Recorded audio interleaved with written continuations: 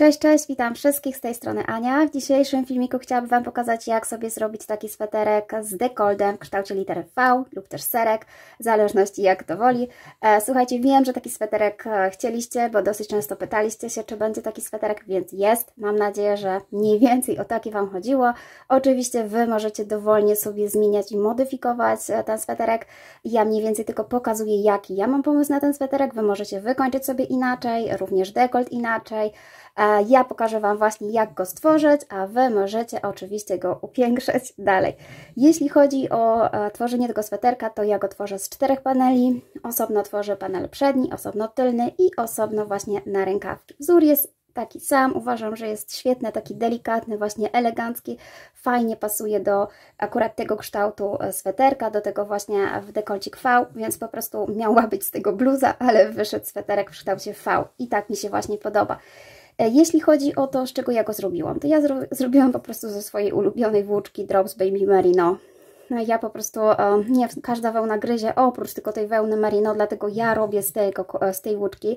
To jest kolor numer 1. Wy oczywiście możecie użyć dowolnej włóczki, jakiej tylko chcecie. Ja tylko Wam powiem, że ja tutaj przerabiałam go na małym szydełku, pomimo że producent zaleca numer 3, to ja chciałam, żeby ten wzór był właśnie taki delikatny, niezbyt wielki i lepiej pracowało mi się na szydełku 2,5 mm.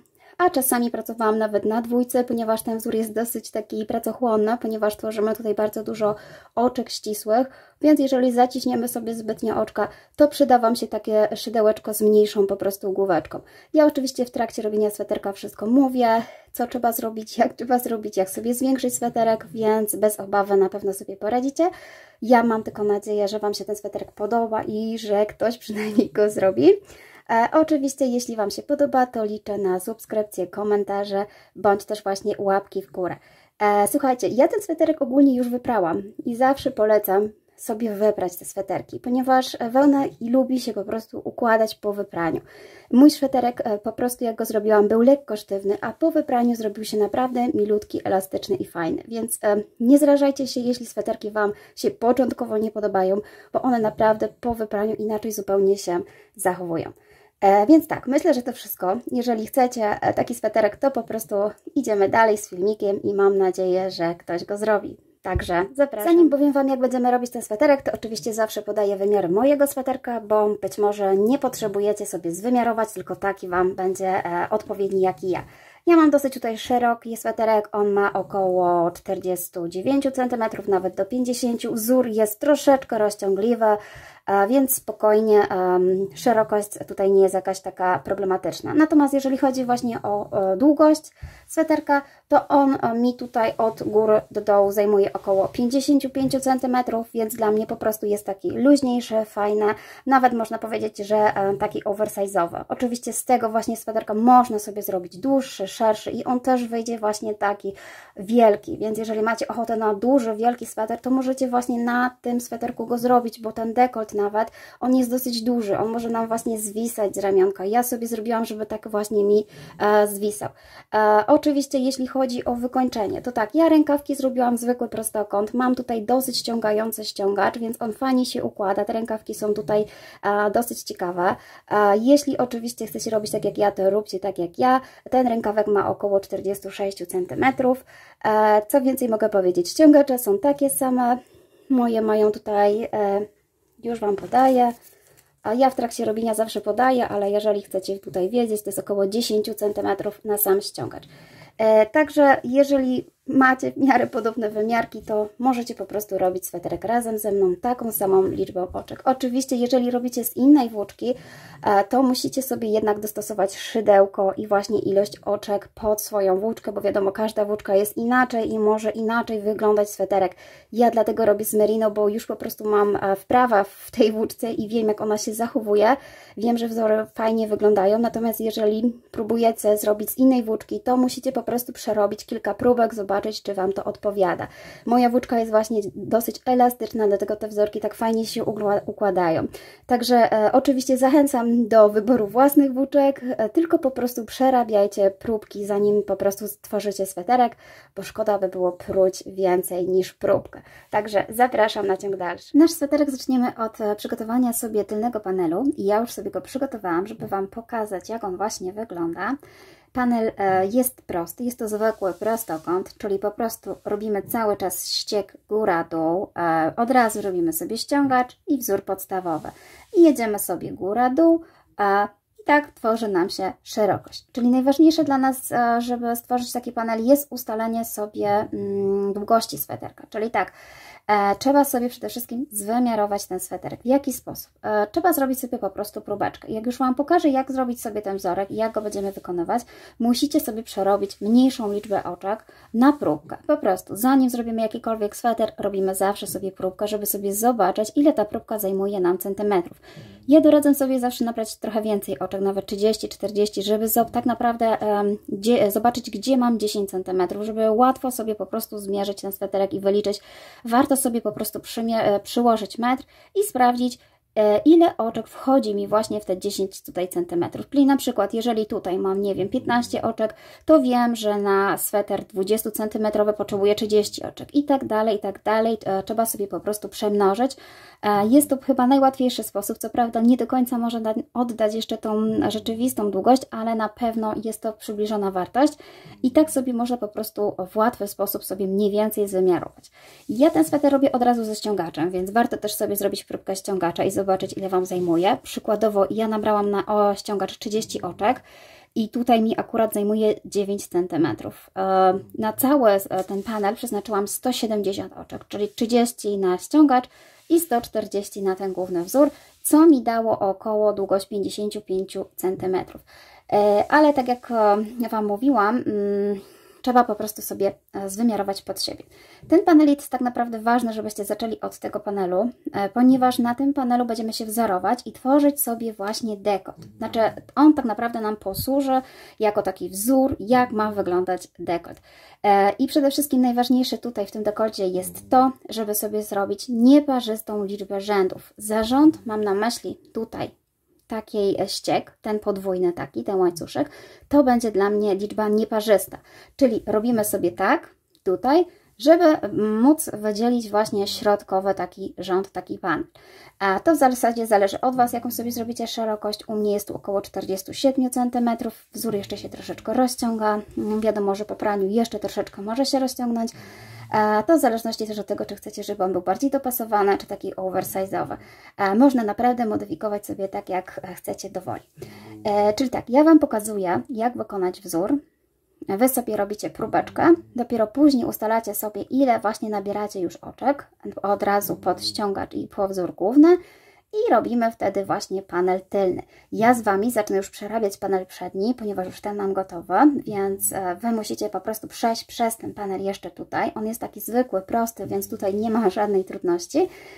Natrudzimy się dopiero przy panelu przednim, będziemy właśnie profilować sobie dekolt. Czyli tak, już Wam pokazuję wzorek. W trakcie jeszcze robienia mogą ulec jakieś zmiany, więc warto oglądać film do końca, bo ja tworzę ten sweterek po raz pierwszy i mam nadzieję, że mi wyjdzie taki, jaki sobie zaplanowałam, że ma być. Jeżeli chodzi jeszcze, słuchajcie, o zwymiarowanie, to ten wzór, on się troszeczkę jeszcze tak ściaśnia. Jest dosyć taki właśnie mocny, gruby, to nie jest taki przeźroczysty wzór, więc musicie sobie wziąć pod uwagę to, że tych oczek musicie troszeczkę nabrać więcej. Ja jak pokażę Wam, jak będę robiła właśnie łańcuszek, tutaj dobrze troszeczkę widać, że ten łańcuszek zawsze jest troszeczkę tutaj sfalowany. Ja później jeszcze go wykańczam takim dodatkowym ściegiem. To Wam później pokażę, żeby właśnie go troszeczkę zawęzić i oczywiście ja też doradzam, żeby ten pierwszy łańcuszek robić sobie mniejszym szydełkiem, po prostu. Później w miarę przerobienia sobie tego pierwszego, drugiego rzędu zwiększyć szydełko, ale pierwszy właśnie zrobić mniejszym, żeby właśnie było tutaj mniejsza różnica między jedną a drugą krawędzią.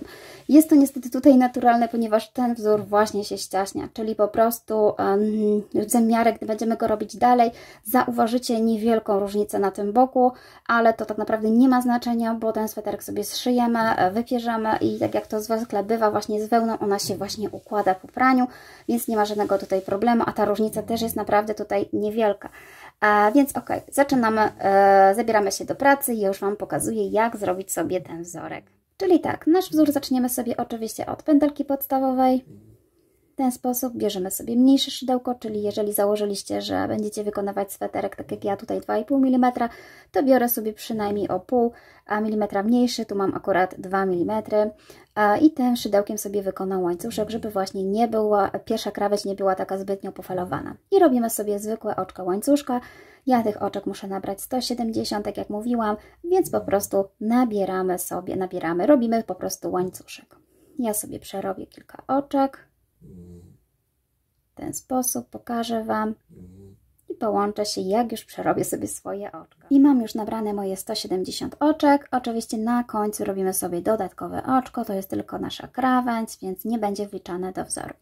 Zaczynamy sobie od zrobienia już ściągacza. W tym momencie tutaj już ta pierwsza to jest część, to będzie dolna część, tutaj będzie ściągacz, czyli przejdziemy sobie od razu do naszego wzorku. Odwracam sobie mój łańcuszek i będę pracowała na tylnej tutaj niteczce od łańcuszka. Tutaj widać taką tylną niteczkę i tutaj będziemy właśnie się wbijać. Czyli tak, robimy sobie narzut, wbijamy się w to oczko, przekładamy włóczkę i przekładamy przez 2. Będą to oczka ścisłe nawijane i przez najbliższe właśnie u mnie 30 oczek będę wykonywała sobie ten wzór. Czyli cały czas narzut, wbijam się w środkową pętelkę, przekładam przez pętelkę i od razu przez 2. Cały czas tak samo, cały czas przerabiam sobie tym mniejszym szydełkiem. W ten sposób. Tutaj przydadzą nam się właśnie jakieś znaczniki, czy też agraweczki, a cokolwiek macie, bo będziemy właśnie sobie wbijać i znaczyć wzór, żeby się nie pogubić. Ja sobie tutaj przerabiam i połączę się, jak przerobię sobie tutaj 30 tych oczek. Ja już przerobiłam sobie 30 oczek na mój ściągacz i oczywiście w 30 oczku wpinamy sobie znacznik, marker, żeby właśnie wiedzieć, gdzie nam się zacznie ściągacz, jak będziemy wracać lewą stroną. Wzór na ściągacz jest zawsze taki sam, czyli robimy sobie oczka ścisłe nawijane, z tym, że będziemy się wbijać zawsze w tylną pętelkę, ale to będzie taki sam wzór zarówno na prawej, jak i na lewej stronie, tylko pierwszy, ten początkowy łańcuszek wygląda troszeczkę inaczej. Natomiast jeżeli chodzi o wzór główny, to wzór będzie składał się tak naprawdę z sekwencji 4 rzędów, 2 prawe, 2 lewe i tak naprawdę będziemy na początek robić słupki, takie zwykłe słupki z jednym narzutem, i przez kolejne 3 rzędy będziemy robić oczka ścisłe, same oczka ścisłe, też wbijane w tylną pętelkę. Tak naprawdę cały czas będziemy pracować na tylnym pętelce, zarówno tutaj na ściągaczu, jak i na wzorze głównym. Z tym, że właśnie w wzorze głównym musimy się pilnować i tworzyć po prostu taką sekwencję 4 rzędów. Czyli po prostu robimy tak, na prawej stronie słupki, na lewej stronie jak zrobimy to oczka ścisłe, znowu na prawej oczka ścisłe i kończymy na lewej oczkami ścisłymi. I kolejna sekwencja taka sama, czyli słupki i 3 rzędy oczka ścisłe. Już Wam pokazuję, jak to będzie wyglądać. Czyli tak, mamy tutaj nasze oczka ścisłe. Ja tutaj wyjątkowo tutaj przy tym łączeniu zawsze, jak będę zaczynała od słupków, będę tutaj robiła półsłupek nawijany, żeby właśnie to przejście nie było tutaj zbyt duże, żeby to łagodniej wyglądało i ładniej też na sweterku się układało, to tylko w pierwszym oczku, zaraz po zrobieniu ściągacza, zrobię sobie półsłupek. Tylko, czyli robię narzut i wbijam się tutaj w tą pęteleczkę i tu robię półsłupek. I to jest tylko jeden półsłupek, który będzie zawsze, jeżeli będziemy tworzyć wzór z słupków, czyli teraz jest półsłupek. Takie po prostu łagodne przejście, żeby nie było tutaj zbyt wysoko. Następnie wykonujemy zwykłe słupki, czyli robimy narzut i przerabiamy sobie słupki, czyli tak przez 2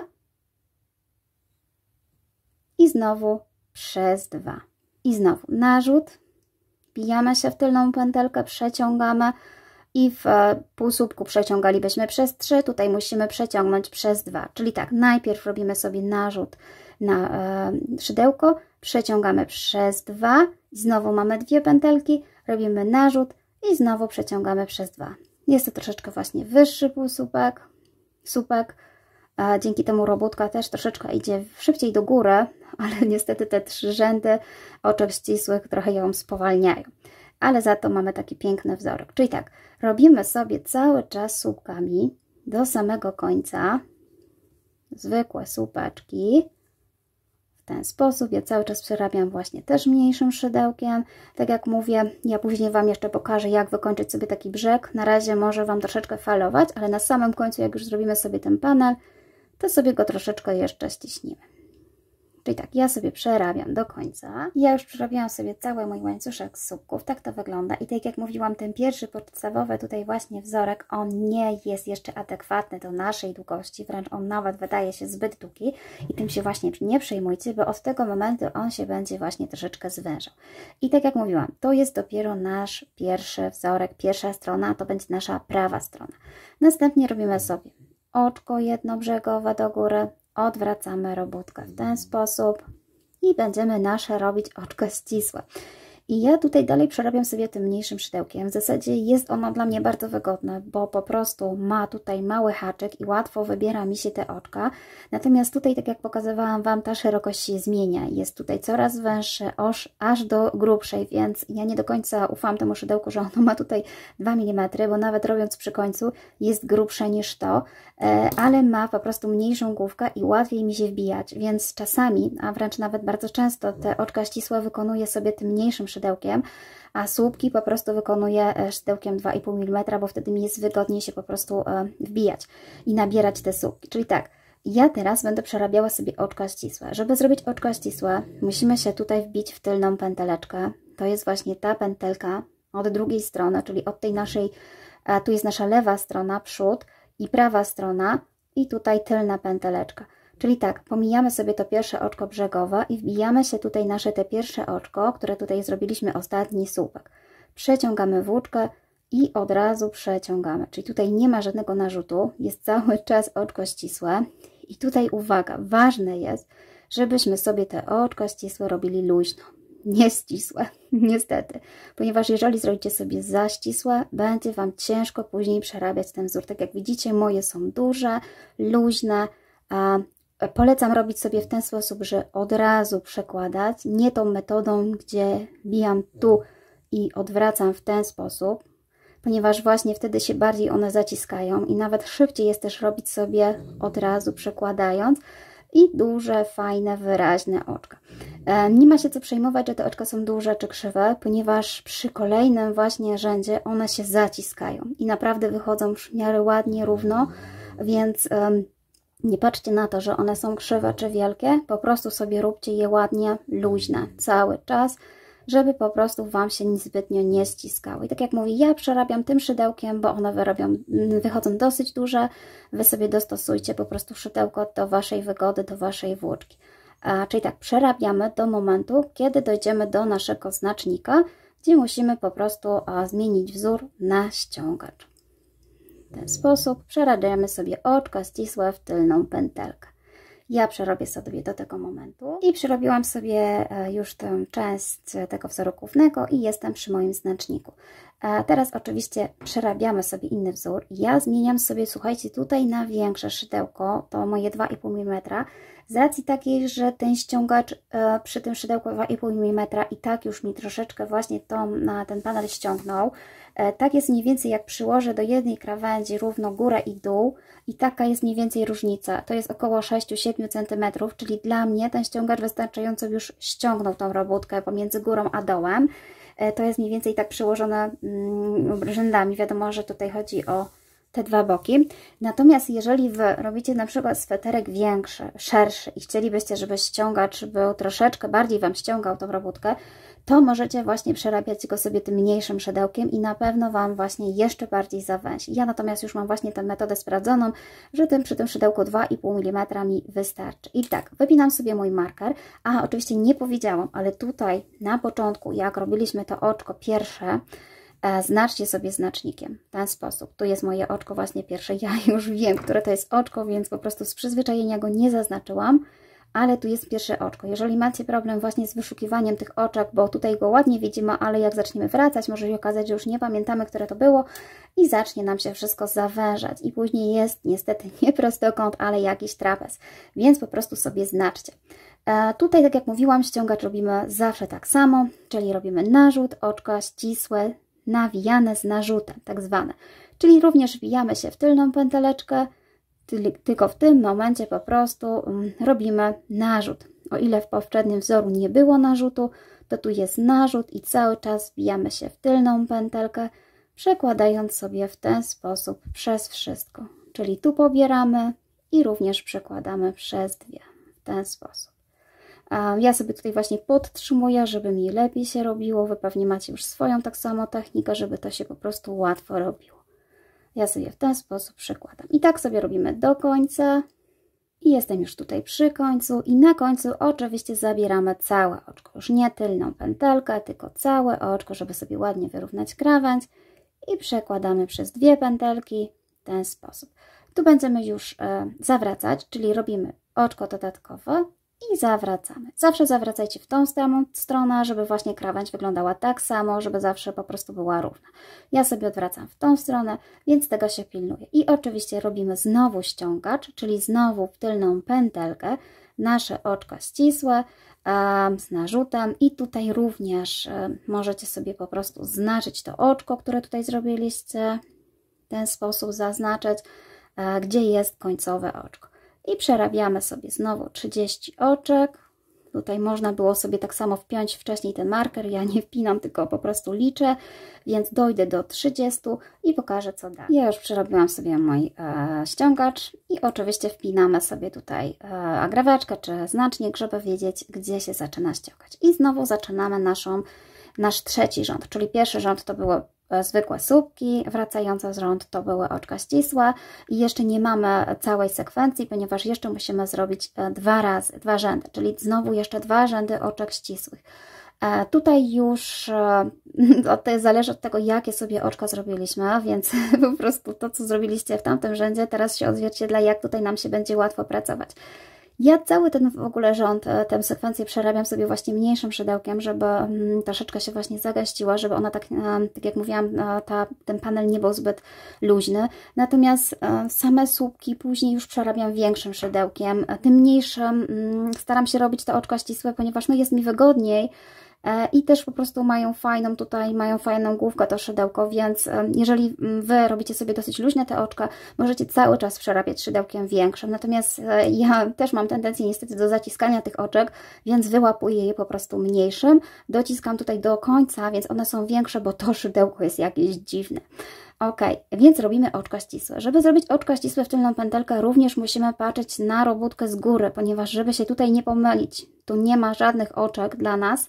Oczko tak naprawdę jest tutaj, z góry. To jest nasze oczko. I to po prostu jest ważne, żebyście sobie je wyszukali. Zarówno przy drugim, jak i przy trzecim rzędzie już właśnie go gorzej widać, ale oczywiście się da zauważyć. Czyli tak, oczko patrzymy z góry. Musi być widać dwie ładne pętelki, ładne, równe oczko. Nie tutaj gdzieś z boku, tylko z góry. I dopiero kiedy wiemy, że to jest nasze oczko, pobieramy sobie tą tylną pętelkę i znowu robimy sobie oczka ścisłe, luźne. Luźne, po prostu. A cały czas będziemy pracować tutaj na oczkach ścisłych. Niestety te trzy rzędy niezbyt wiele dają nam robótkę do góry, ale dzięki temu powstaje taki ładny wzorek.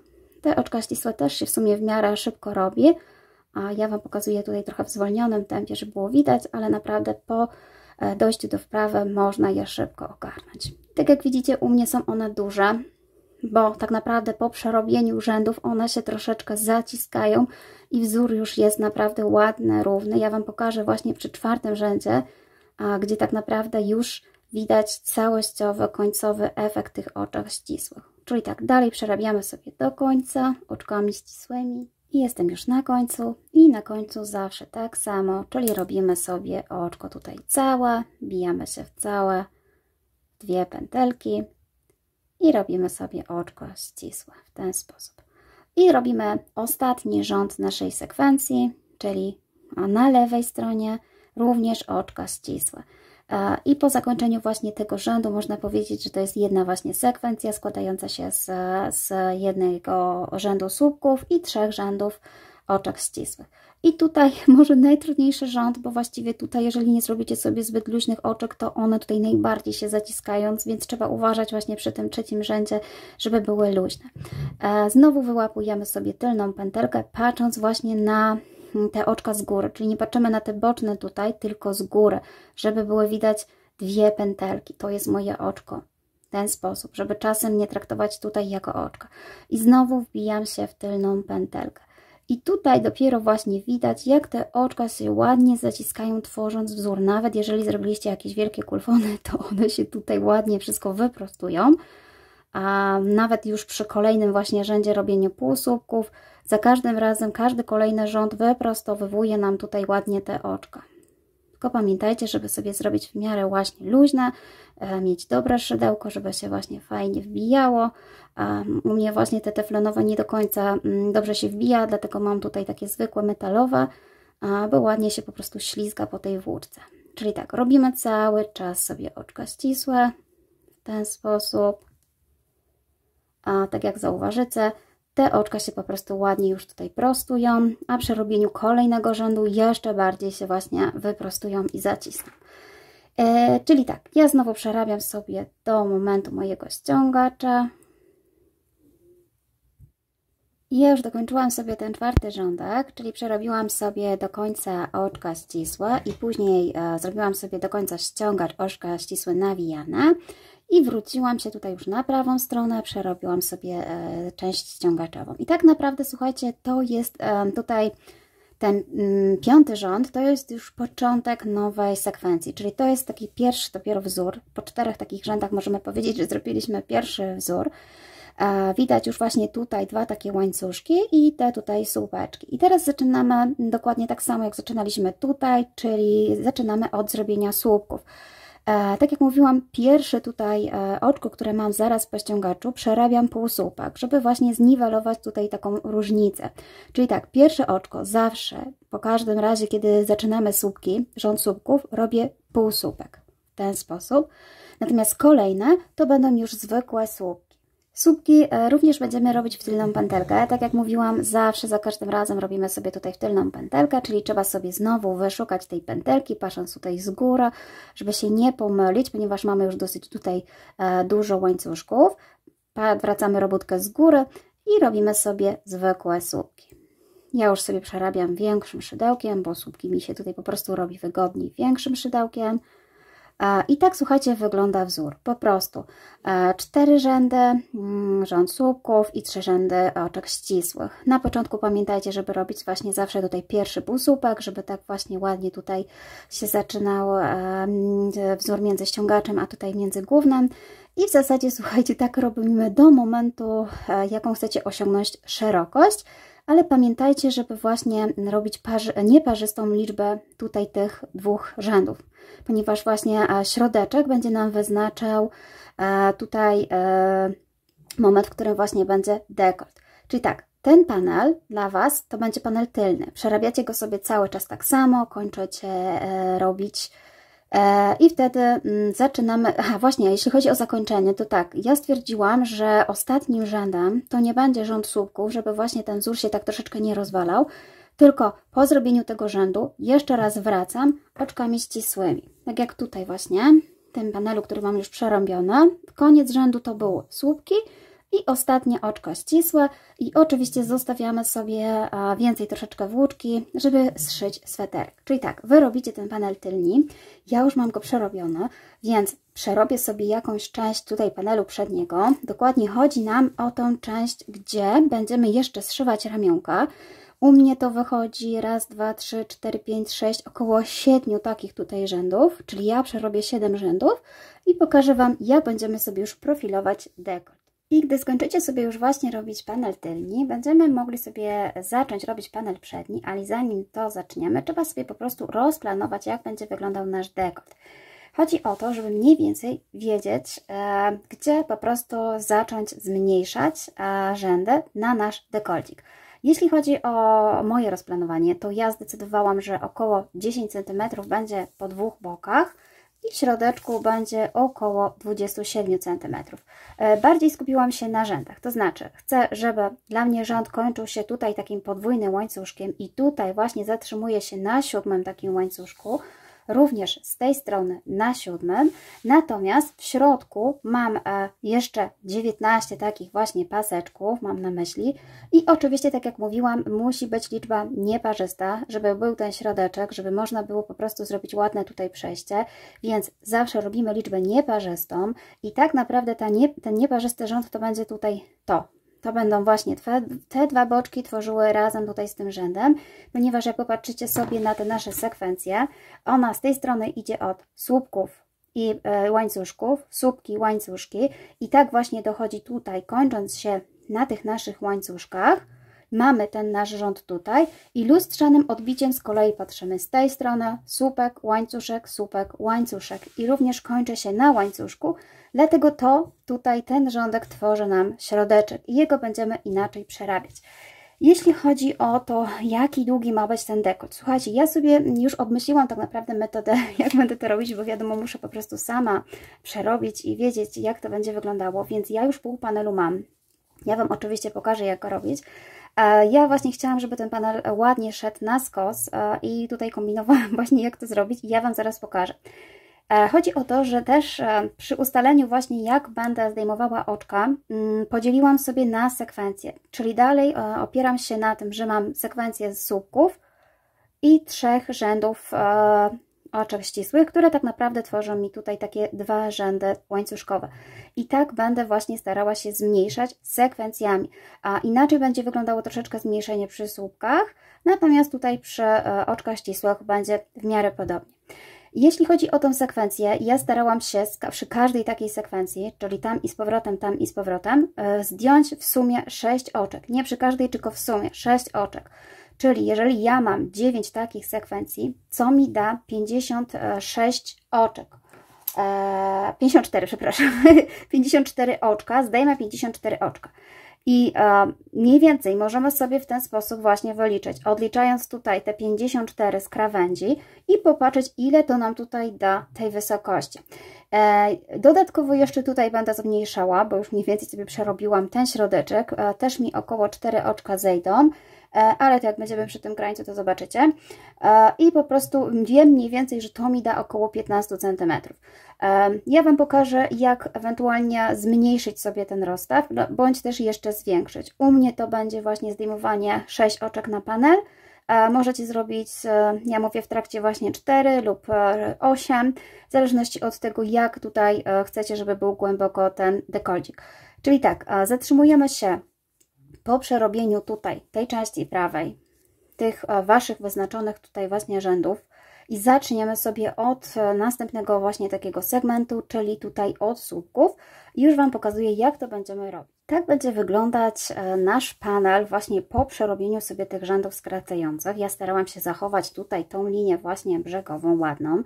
I tak jak tutaj widzicie, ona troszeczkę się zmienia, ponieważ ja będę troszeczkę musiała manipulować tym wzorem słupków, bo tak jak wiecie, gdybym ja teraz chciała zmniejszać na słupkach, to zrobiłyby mi się troszeczkę schody, bardziej taki dekolt schodkowy by powstał, ponieważ inna jest wysokość słupków, inna jest wysokość oczek ścisłych. Więc ja, żeby to w miarę właśnie ładnie wyszło, postanowiłam sobie zrobić taki typowy segment, inny troszeczkę dla tego rzędu. To się będzie dotyczyło tylko słupków. W ogóle na cały segment, tak jak mówiłam, zdejmuję 6 oczek w taki sposób, że na prawej stronie jak jestem, to przerabiam oczka 2 w 1, czyli tak naprawdę pozbywam się jednego.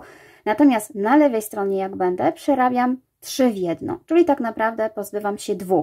I właśnie mam tam i z powrotem, jak gdyby są 3 oczka i znowu tam i z powrotem 3 oczka, bo tak naprawdę, żeby wykonać właśnie tą sekwencję, musimy 4 razy tutaj obrócić. Już Wam powiem, nie będę tyle gadać. Czyli tak, słuchajcie, zostawiamy sobie przed słupkami, czyli w tym miejscu, gdzie mówiłam, że się kończy właśnie nasz tutaj ten panel, zostawiamy przed słupkami sobie 6 oczek od końca. Raz, 2, 3, 4, 5, 6. I będziemy sobie, ja sobie wezmę mniejsze szydełko, przerabiać 4 oczka troszeczkę inaczej. Zrobimy sobie nawijane słupki w 2 kolejnych oczkach. Raz i 2. I w 2 kolejnych zrobimy sobie oczka ścisłe nawijane. Czyli raz. Oj, mi się zaplątało coś. To będzie tak, oczko ścisłe nawijane raz. i oczko ścisłe nawijane 2. Następnie w tych dwóch oczkach, tak jak mówiłam, z prawej strony z dwóch oczek robię jedno, czyli tak naprawdę robimy już zmniejszenie, czyli biorę sobie tylną krawędź przedostatniego oczka wraz z tylną krawędzią ostatniego oczka i przerabiam jako oczko ścisłe tutaj razem. Dzięki temu właśnie zaczyna mi się robić tutaj już taka krawędź zmniejszająca, to co Wam pokazywałam i to właśnie chciałam takie zachować. Tego właśnie, taki rząd będziemy zawsze wykonywać przy słupkach, czyli to jest nasz początek sekwencji. Zaczynamy od zostawieniu 6 oczek, 2 oczka przerabiamy półsłupkami nawijanymi, 2 oczkami ścisłymi nawijanymi, a pozostałe 2 oczka przerabiamy razem. I teraz tak, robimy oczko do góry i tutaj przerabiam 3 oczka razem. Czyli tak jak mówiłam, już zdjęłam jedno oczko z poprzedniego rzędu, a tu przerabiając 3 w jedno, tak naprawdę pozbywam się 2 oczek. Czyli przerabiam sobie normalnie oczkiem ścisłym, tak jak tutaj widzieliście. Dalej wzór wykonuję tak samo. Oczywiście warto sobie znaczyć to ostatnie oczko, żebyśmy się nie pogubili, gdzie po prostu ono jest. I dalej przerabiam sobie tak samo i do momentu, kiedy ja po prostu już tutaj przerobię lewą stronę, znowu zatrzymam się przy prawej i pokażę Wam co dalej. I przerobiłam sobie mój trzeci rząd, czyli słupki na prawo, oczka ścisłe na lewo i znowu na prawo oczka ścisłe. I teraz zatrzymuję się już tylko przy 2 ostatnich oczkach, bo ten wzór jest dosyć właśnie niski, więc nie potrzebuję tutaj żadnych kombinacji. I tak jak mówiłam, na prawej stronie przerabiam 2 oczka razem. W ten sposób. Znowu sobie robię oczko do góry, odwracam robótkę i na lewej stronie przerabiam 3 oczka razem. Od razu te 3 oczka, czyli tak, to pierwsze, które było przerobione jako 2, drugie, cały czas wbijam się w tylną pętelkę, trzecie, przekładam sobie przez 3 i również robię oczko ścisłe, które też zaznaczam. I tak naprawdę to jest cała sekwencja, czyli tak, ja dochodzę sobie znowu do lewej strony do końca i na prawej stronie, jak będziemy znowu robić, powinniśmy tutaj już dojść z słupkami, czyli kolejne tak naprawdę sekwencje. Po zrobieniu tej lewej strony kończy nam się sekwencja i zaczynamy prawą stronę właśnie tymi słupkami. I znowu zaczynamy tak samo słupkami, czyli 6 oczek przed właśnie końcem robimy w ten sam sposób, co Wam tutaj pokazywałam. Dzięki temu właśnie mamy tutaj ładne troszeczkę zejście, nie jest to takie zejście schodkowe, z tym, że musimy właśnie sobie tego pilnować i zaznaczać, żebyśmy się nie pomylili. I tak jak mówiłam, w tej sekwencji zdejmuję 6 oczek. Jeżeli chcielibyście, żeby ten dekolt był troszeczkę głębszy, możecie zdejmować za każdym razem tak naprawdę tutaj przerabiać 3 oczka w jedno. Czyli tak, i na prawej stronie przerabiać 3 w jedno i na lewej stronie. Wtedy w sekwencji tak naprawdę zdejmiecie 8 oczek. Jeżeli na przykład właśnie macie 10 sekwencji, to już wiecie, że zdejmiecie na te 10 sekwencji, żeby dojść do środka, już 80 oczek i mniej więcej możecie sobie policzyć właśnie tutaj od tej krawędzi, ile Wam te 80 oczek zajmuje centymetrów. I w ten sposób możemy sobie mniej więcej właśnie oszacować, jaka będzie długość tego dekoltu. Jeżeli natomiast chcecie właśnie mniejszy dekolt, możecie przerabiać 2 oczka tylko w jedno za każdym razem, zarówno na prawej, jak i na lewej stronie. To w zasadzie zależy od Was. Ja przyjęłam taką mniej więcej środkową właśnie technikę, czyli po prostu przerabiam na prawej stronie 2 oczka w jedno, a na lewej za każdym razem 3 w jedno, żeby po prostu uzyskać te 6 oczek. I tak u mnie się to właśnie sprawdziło. Już tu mam mniej więcej przerobioną całą tutaj część. To oczywiście będziemy jeszcze sobie ładnie wykańczać, więc tym się nie przejmujcie, że gdzieś Wam się tam jeszcze coś nie podoba czy zakina. To nie jest końcowy efekt. To jest na razie wersja robocza. Oczywiście tak, robimy, słuchajcie, te rzędy, tak jak mówiłam, do momentu, kiedy spotykamy się tutaj na środku. Czyli środek dla mnie jest, tak jak Wam pokazywałam, tutaj kończymy. To jest ostatni rząd, który właśnie taki segment, który się składa i tak naprawdę zatrzymujemy się tutaj przy następnym segmencie, który składa się właśnie ze słupków. On będzie taki nieparzysty, czyli słupek, rząd oczek tutaj łańcuszkowych i słupek. I na tym się skupimy, żeby właśnie sobie ładnie tutaj wyśrodkować. Czyli tak, ja już mam przerobione, więc zaraz Wam pokażę, co będę robiła sobie dalej. Wy musicie sobie przerobić ten kawałeczek, oszacować, jak zdejmujecie te oczka, ile potrzebujecie. Być może będziecie robić tak jak ja, to będzie pewnie zdecydowanie prościej. Natomiast możecie po prostu kombinować i próbować mieć też tak naprawdę swoją technikę. Ok, to zabieramy się za środeczek. I jestem już sobie przy tych moich słupkach, które tak naprawdę już jest środeczkiem, już nie wchodzi w żadny segment, tylko będziemy sobie tutaj ładnie teraz profilować. Tu przy słupkach robimy dalej tak samo, jak robiliśmy tutaj, czyli tak, 6 oczek odliczamy od końca, 2 to będą półsłupki nawijane, raz i 2, 2 kolejne słupki, oczka ścisłe nawijane i tutaj przerabiamy oczkami ścisłymi 2 oczka, czyli tak naprawdę znowu zdejmuję tutaj jedno oczko, czyli tak naprawdę przerabiam. Następnie zawracamy i również jeszcze raz przerabiam tutaj 3 oczka w jedno, czyli tak naprawdę ten końcowy moment jeszcze tutaj tego szpica nam dodatkowo pójdzie na dół, jeszcze dodatkowo oprócz tych paneli, które robiliśmy, o właśnie kolejne oczka. Czyli tak, tu zdjęłam jedno, tu zdjęłam 2, czyli tak naprawdę jeszcze tutaj zdjęłam połowę, czyli 3, czyli w tym momencie już nie będzie taka ładna parzysta liczba 6, a to będzie już tylko 3. Dlatego policzcie sobie tak naprawdę po zrobieniu tego rzędu, ile macie już oczek. Tak jak mówiłam, ja miałam wcześniej 54 i teraz zdejmę sobie jeszcze właśnie te 3, to będę miała 57. To trzeba w drugą stronę dodać. Czyli tak naprawdę zdjęłam 57 oczek. Oczywiście to mniej więcej trzeba sobie właśnie pilnować, bo będziemy teraz iść do góry. Co prawda to jest cały czas ta sama sekwencja, więc nie powinno się nam tutaj nic rozjechać, ale różnie bywa.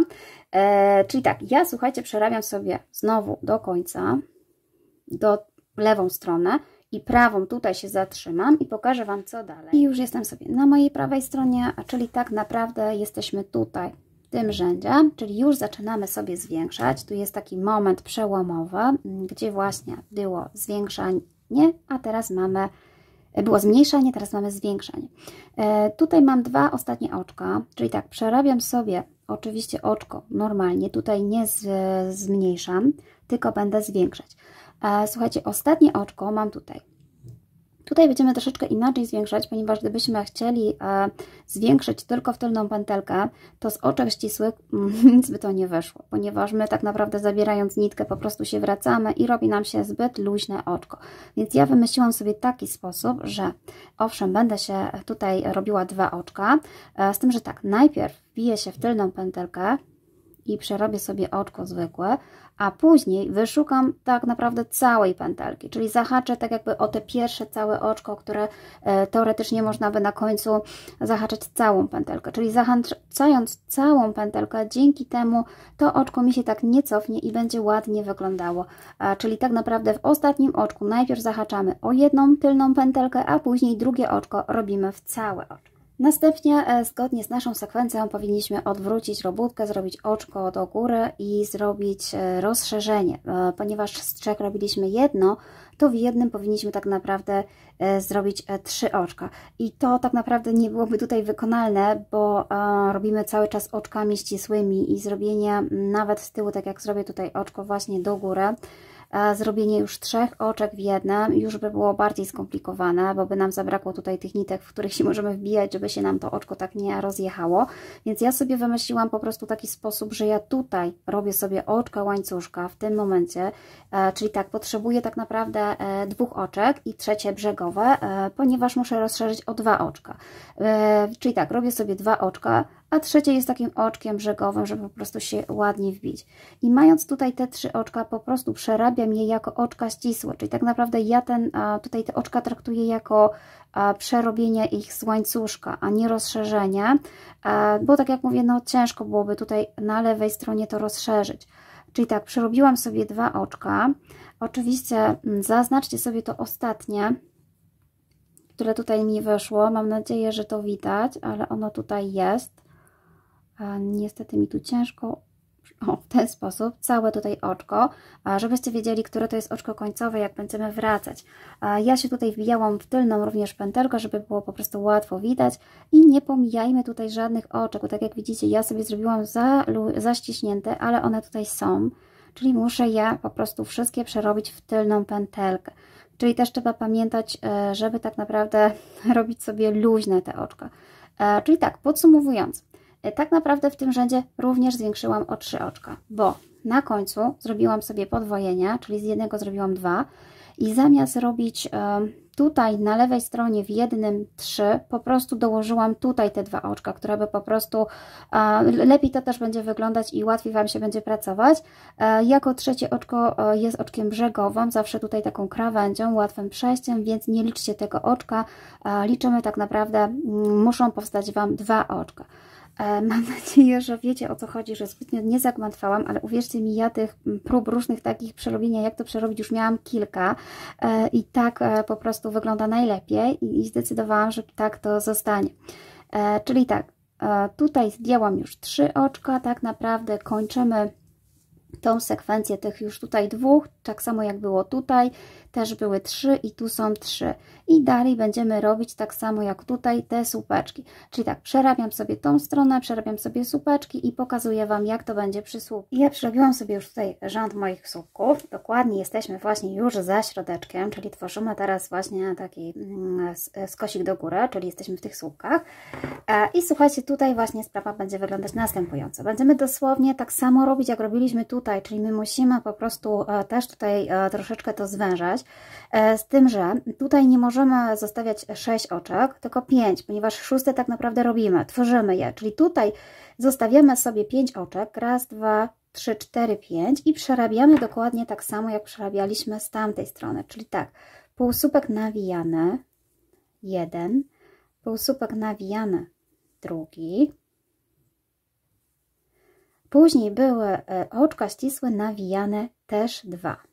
Czyli robimy sobie oczka ścisłe nawijane, cały czas tak samo i zostanie nam ostatnie oczko. I to właśnie ostatnie oczko trzeba będzie przerobić po prostu tak, jak przerabialiśmy wcześniej. Ja Wam jeszcze właśnie tu pokażę, że tak naprawdę jak popatrzycie z tej strony, to te właśnie półsłupki nawijane się tutaj pokrywają, w tej samej linii są, dlatego robimy po prostu lustrzanym odbiciem to samo, żeby sweterek, wiadomo, z 2 stron wyglądał tak samo.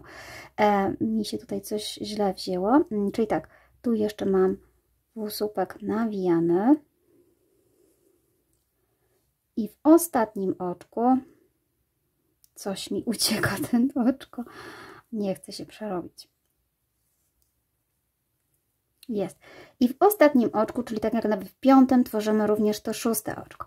I robimy dokładnie tak samo, jak mówiłam, czyli tak, najpierw robimy sobie tylną pętelkę oczko ścisłe, w ten sposób, a później wybieramy całe oczko, czyli tak, tylną pętelkę i przednią pętelkę. Ja wiem, że ciężko się może tutaj przebić, ale się da. Trzeba sobie to w miarę właśnie luźno robić, czyli w całe oczko robimy jeszcze raz tutaj oczko ścisłe. Dzięki temu już widzicie, tworzy nam się taka fajna krawędź, w miarę właśnie tak samo idzie jak tutaj. Tak sobie to wymyśliłam i to chyba jest najlepsze rozwiązanie, jakie sobie tutaj stworzyłam. Słuchajcie, no i tak, przeszliśmy właśnie przez to, że na prawej stronie zawsze było zwiększenie, tak? Teraz było zmniejszenie, teraz będzie zwiększenie, czyli musi nam o jedno oczko dojść i właśnie tutaj nam doszło. Na lewej stronie ja robiłam 3 oczka w jedną, więc w jednym powinny być 3, tak jak tutaj mówiłam, czyli tak naprawdę dochodzą 2 i ja robię właśnie cały czas tak samo, że po prostu przerabiam sobie te oczka tutaj, raz, 2, dodaję je tutaj, plus oczko brzegowe, 3. I teraz tak, pomijam to trzecie oczko, bo jest brzegowe, od razu wbijam się tutaj w tylną pętelkę, zahaczam i przerabiam sobie oczko ścisłe. Już sobie je również tutaj markerem zaznaczę, bo można się pogubić i wtedy nie będzie nam fajnie szło. Zaznaczam, znowu jeszcze to drugie oczko, które było dodane, przerabiam oczko ścisłe, czyli mam 2 dodatkowe oczka ścisłe. I następnie przerabiam sobie już te oczko, które było dodane z prawej strony. Też trzeba tutaj uważać, tak jak mówiłam, one mogą być zaciągnięte i malutkie i jak pominiemy, może się okazać, że nam po prostu nie idzie zbytnio do góry ta robótka, tak jak miała być. I dalej przerabiamy sobie tak samo, czyli do końca oczkami ścisłymi. Czyli tak, prawa strona inaczej, troszeczkę lewa inaczej, z tego względu, że właśnie na tych oczkach ścisłych się nie do końca fajnie dodaje oczka.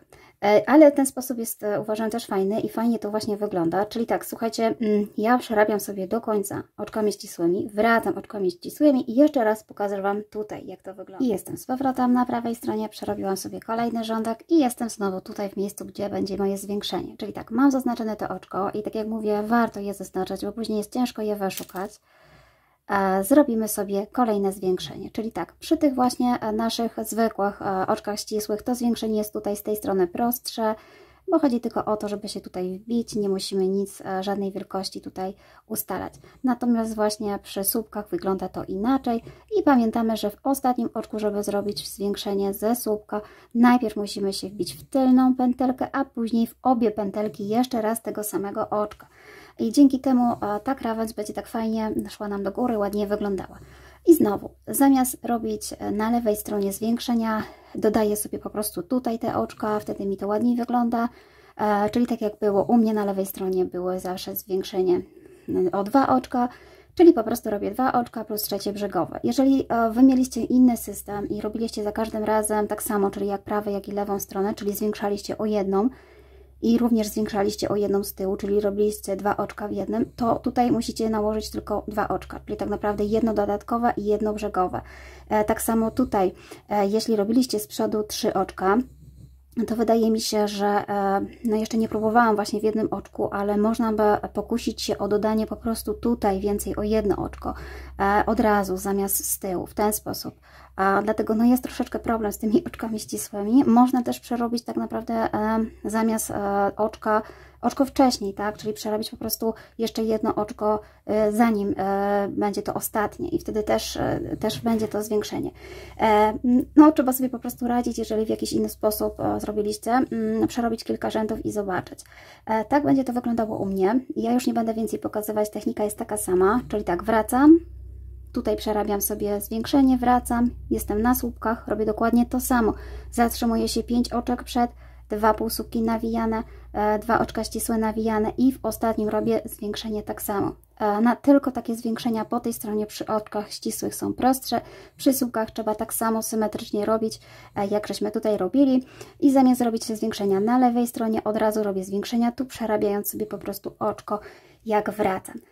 Mam nadzieję, że zbytnio nie zagmatwałam. Jeśli czegoś nie rozumiecie, to napiszcie w komentarzach. Ja oczywiście Wam odpowiem i może wtedy jakoś dowiem się, co jest niezrozumiałe. Ok, czyli tak, ja sobie przerabiam po prostu dalej. Przerobię sobie do momentu tak naprawdę tutaj do góry. Powiem Wam, jak to tutaj wychodzi i jak tutaj trzeba zakończyć, czy ewentualnie trzeba jeszcze się rozliczyć oczkami, ile tutaj wychodzi. Jak na razie idę do góry. Ja już przerobiłam sobie cały dekolcik tylko tutaj do góry, tak to mniej więcej wygląda. On troszeczkę może tutaj być schodkowy, ale to nie ma znaczenia, bo będziemy sobie jeszcze ładnie go tutaj wykańczać.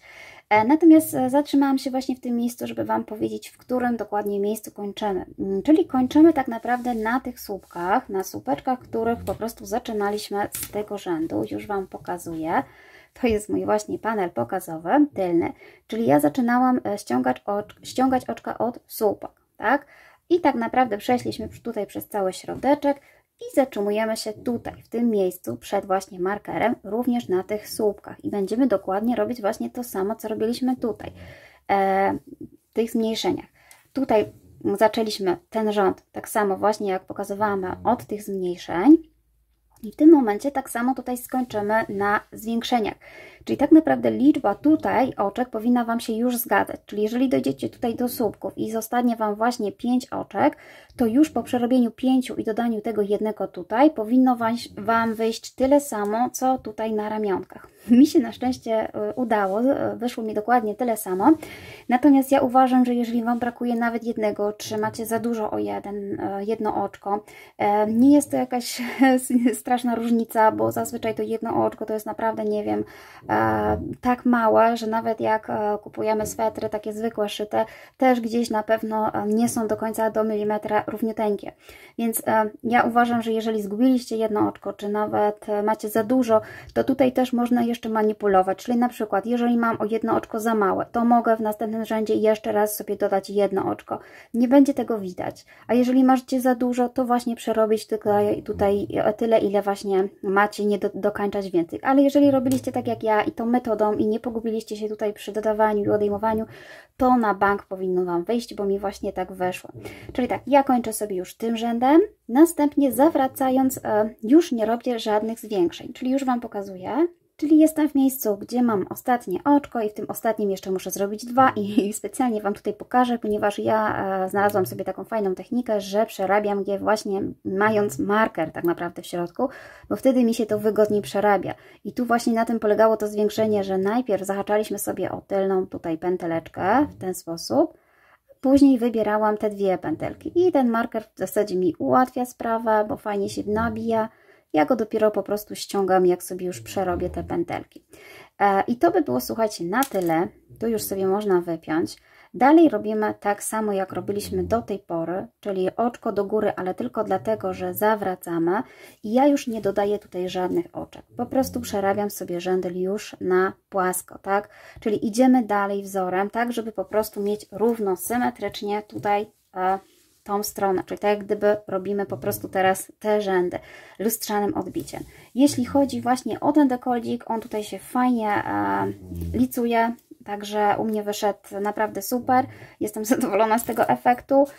Oczywiście będziemy sobie jeszcze go wykańczać. Ja Wam powiem jeszcze na końcu, którym rzędem tutaj kończę i zajmiemy się no chyba zszyciem tych dwóch paneli. Także jeszcze muszę przerobić część tego panelu pierwszego. Ja już skończyłam sobie tą ostatnią już część naszego panelu. Oczywiście robimy tyle samo rzędów, co robiliśmy tutaj na początku i kończymy sobie jak gdyby w połowie naszego segmentu, czyli przerabiamy słupki i jeszcze z powrotem na lewej stronie wracamy oczkami ścisłymi, żeby właśnie trochę ustabilizować tą krawędź. Tak się to prezentuje. Już po prostu już prawie skończony jest, jeśli chodzi o panele. Jeszcze zajmiemy się oczywiście rękawkami. Tutaj mi się ładnie wszystko ułożyło, natomiast jeżeli Wam się coś tak jeszcze nie do końca układa, to się nie przejmujcie, bo po zszyciu i po wypraniu sweterek się na pewno ułoży. Ja jeszcze Wam pokażę, jak ustabilizować sobie tą krawędź, tą pierwszą krawędź, ponieważ ja zaczynałam od słupków, może powinnam zacząć od oczek ścisłych, ale bałam się, że zbytnio się ściaśnią wtedy te oczka, więc po prostu wykończam je teraz, czyli wracamy na początek, gdzie zaczynaliśmy sobie nasz panel od tych słupków i będziemy sobie teraz właśnie przerabiać oczkami ścisłymi. Czyli tak, układam sobie panel w ten sposób, tu jest mój przód panelu i teraz będę z tej strony pracowała, jak gdyby na lewej stronie od ściągacza dolnego dorabiała sobie ten łańcuszek. Ja oczywiście jeszcze zapomniałam Wam powiedzieć, że tutaj na końcu ja zostawiałam sobie dosyć spory kłębek włóczki, żeby jeszcze po prostu później zszyć ten sweterek tą samą włóczką, żeby mieć jak najmniej tych włóczek doczepianych. Więc teraz tak, robimy sobie oczywiście pętelkę podstawową, w ten sposób, zaciskamy, przebijamy się na początku przez takie pierwsze oczko, które tutaj mieliście, trzeba sobie je wyszukać, przebijamy się przez całe to oczko na początek, w ten sposób warto sobie wziąć jakieś mniejsze szydełko, bo tak jak ja tutaj mam małe oczko, więc ciężko się przebić.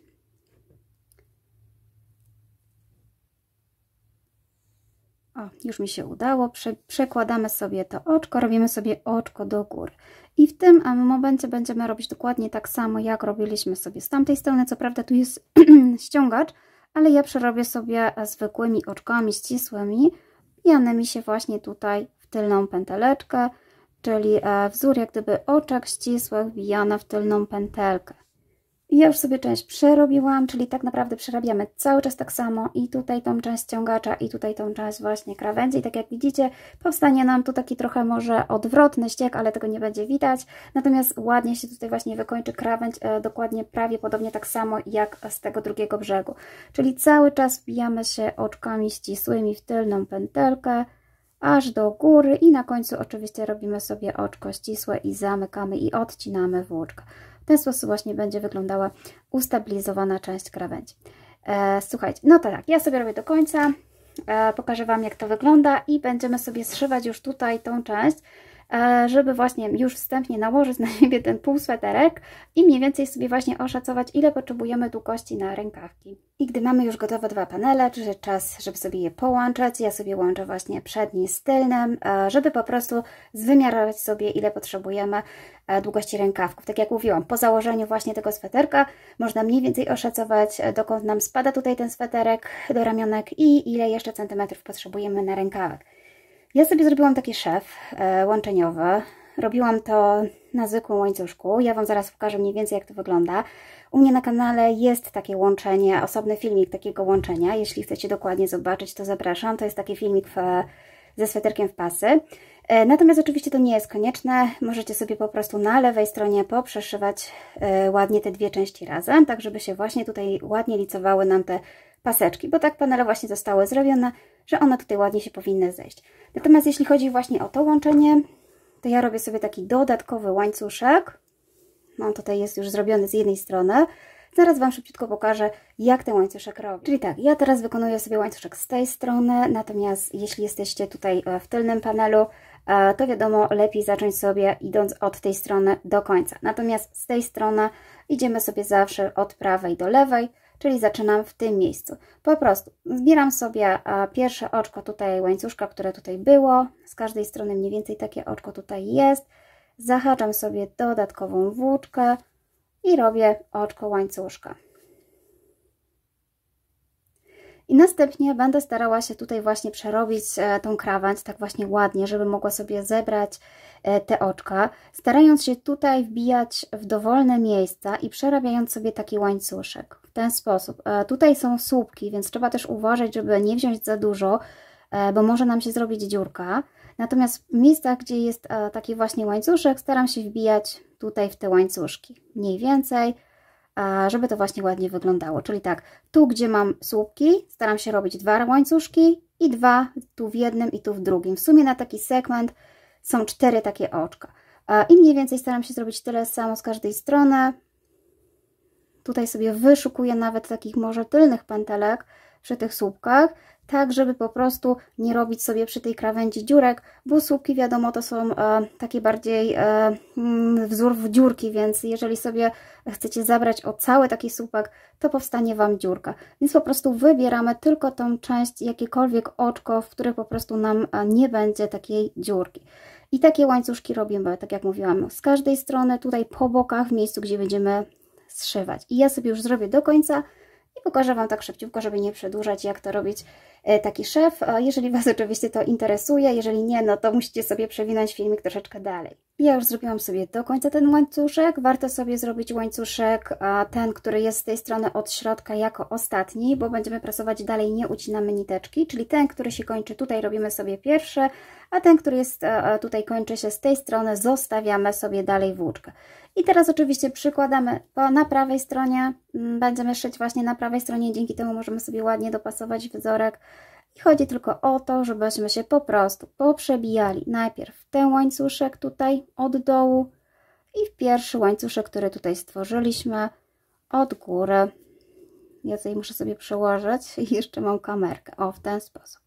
Czyli jeden łańcuszek od góry, drugi od dołu i po prostu łączymy ze sobą i robimy oczko łańcuszka. Cały czas tak samo, wbijając się po prostu w te nasze łańcuszki, które sobie tutaj zrobiliśmy. Dzięki temu z jednej strony powstanie tutaj taka krawędź łańcuszkowa i później wracając, ja jeszcze raz robię to samo, żeby po prostu z drugiej strony też powstała mi tutaj taka krawędź łańcuszkowa, która na razie jest jednostronna, dlatego po prostu robię to 2 razy. Czyli takie łączenie w ten sposób łańcuszków. Mam nadzieję, że to widać. Ja sobie przerobię do końca i pokażę Wam, jak właśnie dookoła jeszcze mam przerobioną już do końca tą krawędź. Następnie robię sobie oczko łańcuszka, obracam sobie ten mój półsweterek i będę robiła tą samą rzecz z tej strony, właśnie też, żeby tutaj ładnie wykończyć tym łańcuszkiem. Czyli teraz przebijamy się dokładnie tak samo, tylko po prostu musimy się przebić już pod tym łańcuszkiem, który tutaj nam powstał, żeby po prostu go nie zniszczyć. Czyli staramy się przekuwać przez wszystko. Pierwsze tutaj może być ciężkie, ale już kolejne powinny iść łatwo. Czyli tak, patrzymy, czy nie wbijamy się w Tak jak ja tutaj, o, przypominaliśmy sobie tutaj łańcuszek. Ten łańcuszek musi tutaj zostać, bo inaczej nie będziemy mieć tej ładnej krawędzi. I tworzymy sobie drugą krawędź z tej strony, przebijając się tutaj przez wszystko. W ten sposób. I znowu robimy sobie tak do końca. Te same miejsca, które były, przebijając się przez wszystko. I tak samo tutaj kończymy sobie oczkiem ścisłym i zostawiamy sobie na razie włóczkę tutaj. I po zszyciu sobie ze sobą tych dwóch paneli na ramionkach możemy już zacząć wyrabiać sobie dookoła dekolcik. To też będziemy robić tak samo właśnie metodą łańcuszkową, żeby sobie tutaj ładnie dookoła wyodrębnić nasz dekolt. Czyli tak, po prostu robimy sobie pętelkę podstawową, weźmiemy sobie jakieś małe szydełko, ja sobie dalej robię tym moim szydełkiem 2 mm i zaczepimy sobie gdzieś tutaj z tyłu panelu, gdzieś mniej więcej tutaj na środeczku właśnie włóczkę. Czyli w ten sposób bierzemy sobie tutaj tą pętelkę, przełożymy sobie tutaj w dowolnym miejscu i robimy pierwsze oczko. Możecie sobie to oczko zaznaczać, żeby Wam się nie myliło, gdzie ono jest. Następnie będziemy właśnie robić dookoła takie same łańcuszki, jak robiliśmy sobie tutaj, z tym, że będziemy po prostu się wbijać w tak blisko krawędzi, w miejsca w miarę takie tutaj wyszukane. Ja tutaj przerabiam właśnie tą krawędź łączeniową, żeby Wam pokazać, jak to u mnie wygląda. Następnie będę tutaj szła właśnie dookoła, ale tak naprawdę idąc po skosie. Czyli tak, ja sobie będę wybierała takie łańcuszki, które już mam tutaj gotowe, czyli te pierwsze łańcuszki, które tutaj tworzyły właśnie mi ten wzorek, na nich będę robiła sobie łańcuszek, czyli to oczko dodatkowe, w ten sposób, że zahaczam sobie całe oczko i robię łańcuszek. I znowu w kolejne również się wbijam, zahaczam i robię kolejne.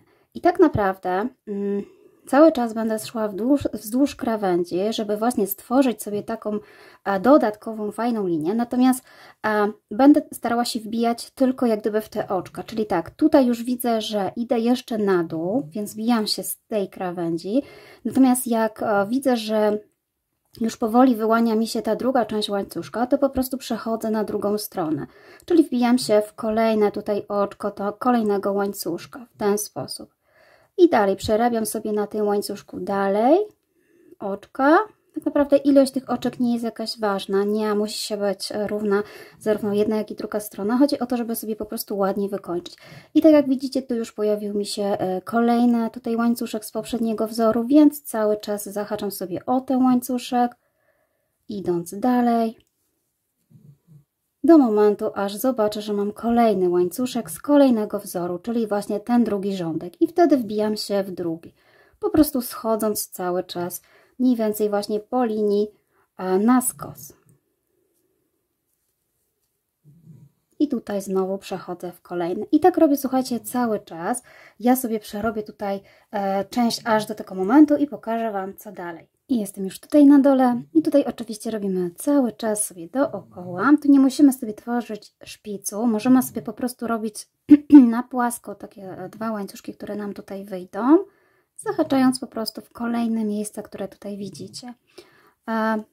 Tutaj tak naprawdę też nie będzie tego tak widać, więc po prostu wybierajcie miejsca, które tutaj Wam się ładnie układają i które możecie po prostu zahaczyć ładnie łańcuszek. Ten łańcuszek nie musi być na razie jakiś ładny, ponieważ jego nie będzie widać. Staramy się robić w miarę też luźno, żeby po prostu, żeby nam się ten dekolt nie ściągnął zbytnio.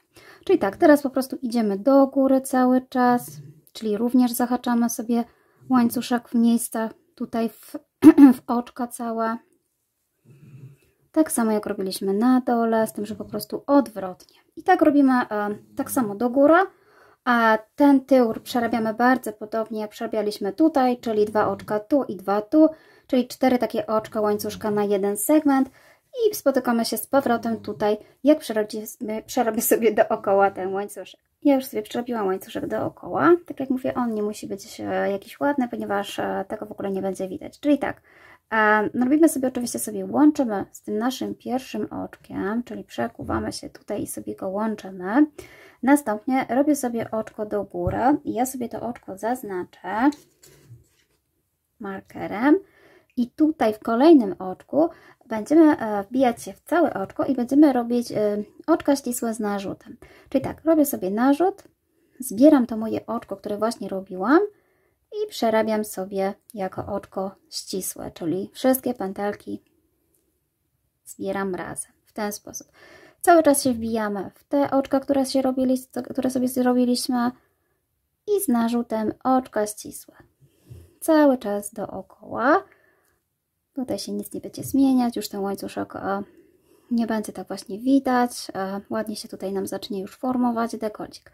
Czyli tak, ja sobie przerobię kilka i pokażę Wam, jak tutaj na różku, na dekolcie. I przerobiłam sobie już część łańcuszka. Ten łańcuszek dopiero będzie widać. Te poprzedniego już właśnie nie widać. Już się coraz ładniejsza krawędź robi. Jeśli chodzi tutaj o ten taki róg dolny, to tutaj jak na razie w pierwszym rzędzie przerabiam te wszystkie oczka. Nic tutaj nie skracam, nie zawężam, ponieważ no muszę przerobić ten pierwszy łańcuszek. Więc po prostu na dole robimy sobie cały czas tak samo. Tak jak mówię, ja też nie liczyłam tych oczek zarówno z prawej, jak i z lewej strony. Robiłam to wszystko na wyczucie, tam gdzie po prostu pasuje dać oczko. Czyli przerabiamy sobie dookoła. Ja już przerabiałam sobie dookoła, już ten łańcuszek wygląda lepiej, natomiast to jest jeszcze nie jest właśnie efekt końcowy, więc nawet jeżeli wyszedł Wam gdzieniegdzie właśnie większy czy mniejszy, to się nie przejmujcie tym, bo dopiero teraz w tym rzędzie on się będzie ładnie formował. Czyli tak, ja jestem w miejscu, gdzie tutaj miałam marker, już sobie go wyciągnęłam, połączę go sobie również oczkiem ścisłym z narzutem w ten sposób. I znowu sobie zrobię oczko do góry i sobie zaznaczę to oczko markerem i w następnym, w kolejnym oczku, czyli już pomijam, będę robiła znowu oczka ścisłe nawijane, ale wbijane w inną pętelkę, czyli tak, tutaj chcę, żeby te warkocze było widać w to oczko, takie. To ma być widać, natomiast tutaj od tej strony pewnie zauważycie, że jest jeszcze właśnie taka dodatkowa pętelka. I o tą pętelkę będziemy się zaczepiać, czyli robimy sobie narzut, przekładamy przez pętelkę i przekładamy przez dwa. I znowu narzut, przez pętelkę i przez dwa. To też są właśnie oczka ścisłe nawijane, ale wbijane w totalnie taką inną pęteleczkę, bardzo, bardzo leżącą daleko z tyłu. To jest prawdopodobnie pętelka właśnie z narzutu, więc to nawet nie jest oczko, ponieważ robimy dookoła, więc to po prostu tutaj inaczej się układa. Czyli tak, robiąc cały czas sobie dookoła w tą pętelkę, przerobię sobie kilka i pokażę Wam, jak to wygląda. Możecie sobie oczywiście zwiększyć szydełko, zmniejszyć, jak Wam jest wygodnie.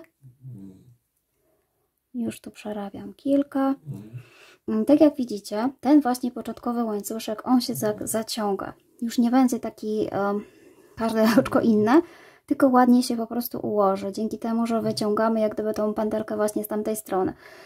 Czyli tak naprawdę dopiero po tym rzędzie będzie widać efekt końcowy, taki prawie końcowy tego naszego łańcuszka, którego robiliśmy. Czyli tak, cały czas robimy dookoła, cały czas wbijamy się w tą właśnie taką pętelkę, która w ogóle nie tworzy nam tutaj oczka i jeżeli wyciągniemy takie oczko, to znaczy, że dobrze się wbiliśmy. Ja tutaj się muszę wrócić, bo mi się tutaj niestety poplątały niteczki. I tak, i znowu wracam i zatrzymuję się tutaj. Zobaczymy, czy trzeba będzie zmniejszyć. Ale to w trakcie robienia połączę się jeszcze raz. Jestem już tutaj na moim takim szpicu. Już tak wygląda właśnie przerobiona ta krawędź. Już jest coraz ładniejsza.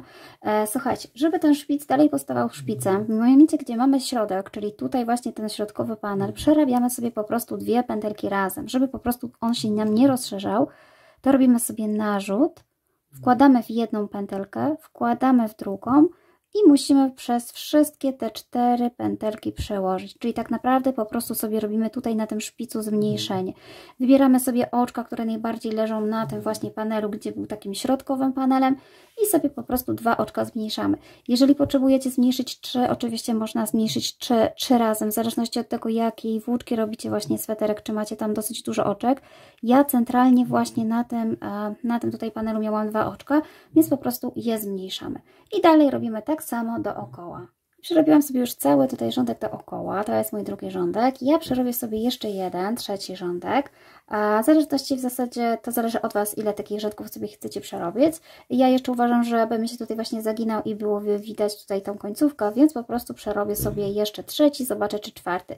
Technika, słuchajcie, jest zawsze taka sama, po prostu. Ja już tutaj będę robiła naokoło, więc to oczko łańcuszka, które tutaj było, wykorzystam i przerobię sobie po prostu dalej tak samo oczka łańcuszka, znaczy oczka ścisłe, Nie będę już tutaj łączyła, żeby w miarę tą krawędź właśnie wyrównać. Będę sobie po prostu dookoła ślimaczkiem robiła, cały czas wbijając się tutaj tą tylną pęteleczkę.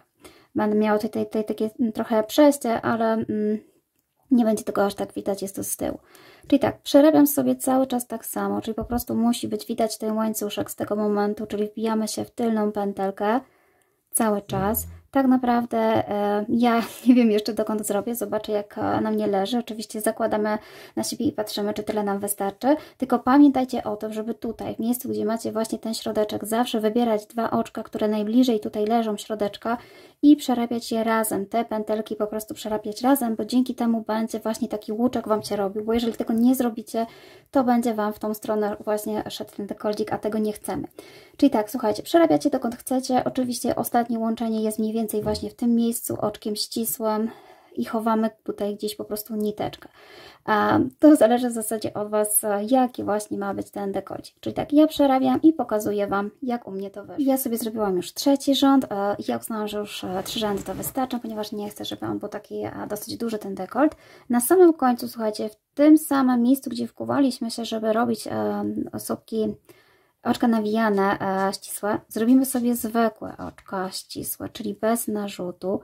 Dzięki temu jeszcze na sam koniec ta krawędź będzie taka stabilniejsza, nie będzie się nam tutaj nic marszczyło, więc po prostu jeszcze raz dookoła przerabiamy sobie zwykłe. Ja muszę się cofnąć, bo mi się tutaj niestety znowu coś popruło. Tak to bywa. Ale chodzi o to, żeby po prostu przełożyć sobie w ten sposób szydełkiem. Czyli oczka ścisłe bez narzutu i dzięki temu też te paseczki, które tutaj nam się stworzyły, łańcuszków, one będą ładniej się układały. Nie będzie po prostu tak widać do końca tego ostatniego tutaj takiego dziwnego rzędu. Tak jak widzicie, po przerobieniu już tutaj tych łańcuszków, one pójdą troszeczkę do środeczka i będzie widać same te ładne łańcuszeczki. Czyli tak, ja znowu przerabiam do końca. Na końcu oczywiście oczko ścisłe i koniec dekoldu. Więc ja robię dookoła i pokazuję Wam, co dalej. Już kiedy dojdziecie do końca, ostatnią pętelkę można sobie po prostu od góry przełożyć, szydełko i przełożyć sobie z tej strony tą pętelkę i tu zacisnąć sobie tą włóczką, którą sobie odetniemy. W ten sposób. Oczywiście to sobie chowamy, tutaj wiążemy sobie niteczki, tak żeby nie było widać. I dekoldzik, słuchajcie, gotowy. Jeśli powstały Wam jakiekolwiek zmarszczenia, to się też tym do końca nie przejmujcie tutaj, bo wiadomo, to było takie wykończenie, to się wszystko po praniu ładnie ułoży. I tak uważam, że on świetnie wygląda. Czasami przy tych dekoltach właśnie włódkę ciężko jest zrobić, nie włódkę, serek. Ciężko jest zrobić idealnie, bo tak jak mówię, no tutaj jest zupełnie inne łączenie, więc i tak fajnie, bo nie ma tych dziurek. Natomiast tak jak mówię, wszystko po praniu się ułoży. Ok, słuchajcie, następny etap to są rękawki, czyli tak, przykładamy sobie na siebie ten sweterek i patrzymy, ile tutaj nam wystaje z ramiona i ile jeszcze potrzebujecie centymetrów. Akurat jest fajnie, bo mamy już zrobione jakąś część właśnie sweterka, więc możemy sobie po prostu zwymiarować i zobaczyć, czy na przykład, jeżeli potrzebujecie rękaw, nie wiem, na 45 cm, to po prostu przykładacie sobie metr i patrzycie, tutaj mniej więcej mam 45 cm i można przeliczyć te oczka, ile po prostu Wam tutaj było potrzeba. Ja już sobie pierwszy rękawek przerobiłam i zaraz Wam pokażę, jak to będzie wyglądać. Musiałam sobie poszerzyć kamerkę, ponieważ drugi rękawek będziemy robić tak samo, z tym, że będziemy robić ten ściągacz inaczej, żeby on nam właśnie bardziej ściągnął robótkę, bo wiadomo, tutaj mamy dosyć szeroko, a ten ściągacz przy panelu przednim i głównym, on tak nie do końca ściągał akurat pod rękawki, więc ja będę robiła troszeczkę go inaczej. Wiadomo, rękawek robimy w całości jeden, będziemy go składać na pół, więc musicie sobie wymierzyć, ile po prostu tutaj potrzebujecie. Ja mam około 19 cm, 18-19 z tej właśnie jednej strony. Robimy go w całości, natomiast właśnie tutaj pokażę Wam, jak będziemy sobie wykończyć ten ściągacz, żeby on był właśnie tak jak tutaj widzicie, fajnie pofalowany. Mój ściągacz ściągnął sporo, dlatego tak, tutaj mając tutaj około, to się też rozciąga, 37 cm, ja tutaj uzyskałam na ten ściągacz około 19-20, to też się jeszcze rozciąga, więc prawie można powiedzieć dwukrotność. Dzięki temu rączka będzie się fajnie tutaj układała. Więc pokazuję Wam na przykładzie mojego drugiego rękawka, jak będziemy go robić. Jeśli chodzi o mój rękawek, to ja nabrałam sobie 150 oczek i właśnie tutaj potrzebowałam około 46 cm i te 150 oczek podzieliłam w ten sposób, że 30 podzieliłam sobie dalej na ściągacz, czyli ściągacz jest taki sam, i 120 właśnie na tą część. Czyli po prostu rękawek robimy troszeczkę krótszy. Ja przynajmniej trochę krótszy robię od tego sweterka, ponieważ tam szerokość mi jednak zwisała troszeczkę na rękawach, na ramionach, więc wystarczy mi zrobić taki rękawek. Ok, to już Wam pokazuję. Słuchajcie, rękawek będziemy robić dokładnie tak samo, jak robiliśmy te panele, czyli po prostu nabieramy sobie odpowiednią liczbę oczek, zaczynamy właśnie od słupeczków, później 3 rzędy oczek ścisłych, z tym, że właśnie ja sobie przerobiłam pierwszy segment tak samo, natomiast już przy drugim segmencie będę po prostu pomijała jeden rząd ściągacza. I dlatego dzięki temu właśnie on powstanie taki troszeczkę węższy, że po prostu ja go pomijam. Czyli tak, robimy w ten sposób, że przerabiamy sobie pierwszy segment tak samo, czyli pierwsze 4 rzędy, tak jak robiliśmy do tej pory. Następny segment to jest, znowu przerabiamy sobie słupki, tak samo. I wracając, robimy sobie oczka ścisłe na lewej stronie, to jest jak gdyby drugi rząd naszego kolejnego segmentu i tu właśnie się zatrzymujemy, bo w tym momencie po przerobieniu tutaj właśnie tych oczek ścisłych, ja przerobię sobie jeszcze, tutaj mam ostatnie, żeby Wam pokazać w ten sposób i właśnie pomijam teraz ten ściągacz, robię jedno oczko do góry, przekładam w ten sposób robótkę, że nitka idzie mi tutaj na lewo, żeby była właśnie po lewej stronie i robię sobie dalej, czyli tak naprawdę właśnie ja pomijam sobie ten rząd, czyli znowu wbijam się w moje oczko, to pierwsze to jest oczko dodatkowe, żeby nam się lepiej pracowało, zbijam się tylną pętelkę i przerabiam sobie pierwsze oczko ścisłe. I teraz oczywiście to oczko musimy sobie zaznaczyć, żeby nam się nie pogubiło, bo jeżeli się pogubimy, to będziemy po prostu, może się zdarzyć, że pogubimy oczka i będziemy mieć mniejszy ściek.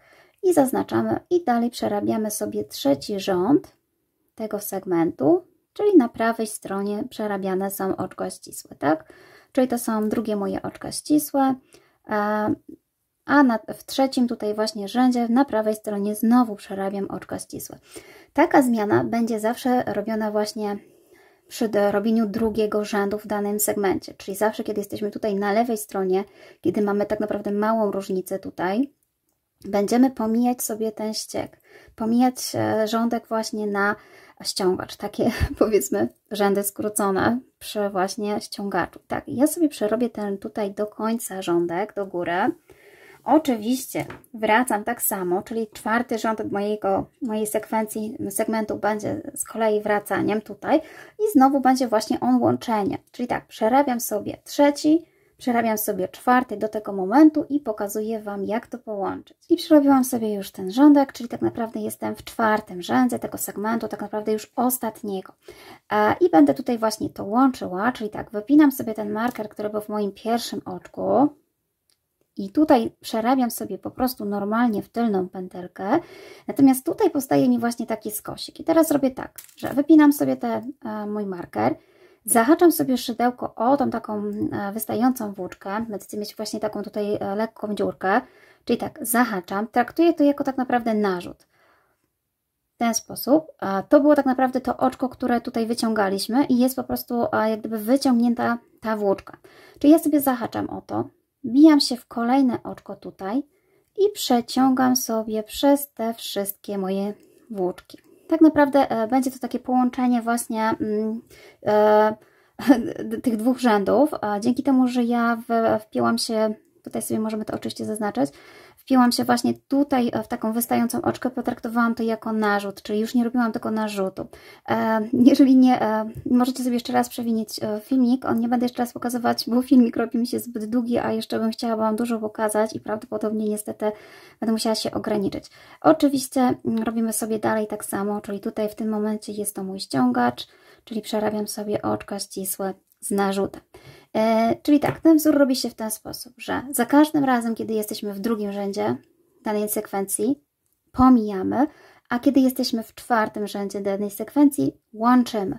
Czyli teraz tak, ja przerabiam sobie do końca czwartą sekwencję, tak, i tu się zaczyna mój pierwszy rząd kolejnej sekwencji, robię sobie ściągacz, robię sobie tutaj zwykłe słupki, to będzie mój pierwszy rząd, Wracając właśnie na lewej stronie będę robiła oczka ścisłe i to będzie mój drugi rząd. I tutaj właśnie robię tak samo jak Wam pokazywałam, pomijam sobie ten ściągacz, robię sobie drugi rząd dalej i dopiero wracając trzeci robię dalej i czwarty wracając właśnie łączę ten sam sposób. Dzięki temu tak naprawdę co drugi rząd jest pomijane, co drugi, więc ten ściągacz ma prawo po prostu być ściągnięty nawet dwukrotnie. Jeżeli uznacie, że na przykład nie potrzebujecie takiego szerokiego rękawa, bądź chcecie, żeby ściągacz był szerszy, to nie musicie w każdej sekwencji tego pomijać. Możecie co drugą sekwencję pomijać po prostu ten rządek. Ja chciałam, żeby mój ściągacz był szerszy i żeby tutaj było, znaczy ściągacz był węższy, a szerszy był właśnie tutaj panel główny i przez to po prostu mam co drugie zwężenie, pomijanie po prostu tego ściągacza i u mnie to po prostu się sprawdziło. Natomiast można sobie właśnie dowolnie to robić jak Wam się podoba. Nie jest to powiedziane, że to musi być co drugi rząd pomijany w każdym drugim rzędzie. Możecie potraktować co drugą tak naprawdę sekwencję. Słuchajcie, oczywiście robimy dwa takie same rękawki i będziemy mogli już zszywać sweterek. Ja już mam zrobione dwa rękawki, więc można się zabrać za zszywanie sweterka. Ja już sobie tutaj mniej więcej właśnie rozłożyłam, rozplanowałam, jak ten rękawek będzie wyglądał. Chodzi oczywiście o to, żeby sobie w miarę znaleźć środeczek rękawka, przymocować sobie jakimiś markerami, znacznikami tutaj prawą stroną. Oczywiście złożyć sobie tutaj na lewo i zszywać sobie tutaj te krawędzie. Ja nie będę pokazywała jak zszywam, bo prawdopodobnie będę zszywała zwykłą igiełką, nie mam tutaj z tej strony łańcuszka, będę się sugerowała tym łańcuszkiem, więc po prostu albo można zszywać igiełką, bądź szydełkiem, jak to woli, technika dowolna. Pamiętajcie tylko o tym, żeby sobie tutaj stworzyć właśnie równą krawędź, żeby się nie okazało, że rękaw został źle wszyty. Ja sobie bardziej tutaj odmierzam od tego środeczka i patrzę sobie po obu stronach, ile mam tutaj centymetrów, ile tutaj. Możecie również liczyć oczka z tej strony i z tej strony, żeby było równo, gdzie kończą się tutaj te krawędzie. W zasadzie to od Was zależy, jak sobie tutaj to zwymiarujecie. Ważne, żeby właśnie po złożeniu na pół te rękawki nam się schodziły tutaj w tym miejscu, gdzie będziemy również zszywać sweterek. Czyli tak, najpierw bierzemy się oczywiście za zszycie rękawków. Ja zszyję rękawki i pokażę Wam, jak to u mnie wygląda. Moje rękawki już są przeszyte, tak to wygląda i w trakcie robienia tych rękawków stwierdziłam, że nagram filmik, jak ja sobie zszywam rękawki, żeby właśnie ten ściek tak ładnie, równo nam się tutaj układał, więc będzie osobny filmik do wszywania tego rękawku. Natomiast Wy, jak już skończycie właśnie te wszystkie, przejdziecie te wszystkie rękawki, oczywiście składamy sobie na lewej stronie ten sweterek, przykładając sobie tutaj oba boczki i zaczynamy zszywać. Zaczynamy od dołu albo od rękawka. Ja sobie zostawiłam tutaj właśnie z jednego panelu, zawsze mam z jednej strony więcej włóczki, więc po prostu bierzemy sobie tutaj i oczko po oczku wszywamy. Tu mamy ładny łańcuszek, więc naprawdę wszywanie jest proste, bo możemy sobie po prostu zahaczać o łańcuszek, o dwa tutaj oczka z każdej strony i przykładać szydełko i robić oczka ścisłe. Mam nadzieję, że już wiecie, jak to robić, bo znowu nie chcę przedłużać kolejnego filmiku, ale jest to bardzo proste, naprawdę. Mamy tutaj łańcuszek, więc wykorzystajmy to, że będzie to po prostu szybciej, prościej i ten szef też będzie taki ładniejszy. Więc po zszyciu już tego sweterka tak naprawdę mamy już najgorsze za sobą. Po prostu wywijamy go na prawą stronę i sweterek będzie gotowy. Ja mam nadzieję, że Wam się podobał mój filmik, że Wam się podoba ten sweterek i że sobie taki zrobicie i Wam bardzo dziękuję, że dotrwaliście do końca i dziękuję Wam za wszystkie komentarze, za wszystkie lajki i subskrypcje. No to do zobaczenia.